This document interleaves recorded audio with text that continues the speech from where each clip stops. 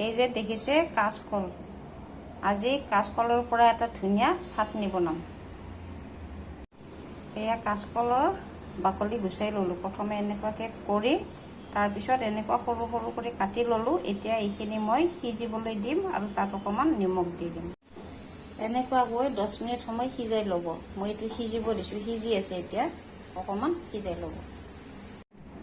কলৰ বাকলিখিনি সিজাই অকণমান ঠাণ্ডা কৰি ল'ব আৰু তাত বেলেগ একো নিদিব। মই নিমখ দি দিছোঁ আৰু এতিয়া 2টা জলকীয়া দি এতিয়া মিক্সিত পিচি দিওঁ। এয়া চাওক, খুব ধুনীয়া হৈ গ'ল এইটো চাটনি। এতিয়া মই এটা বাটিত উলিয়াই দিওঁ। আমাৰ চাটনি হৈ গ'ল।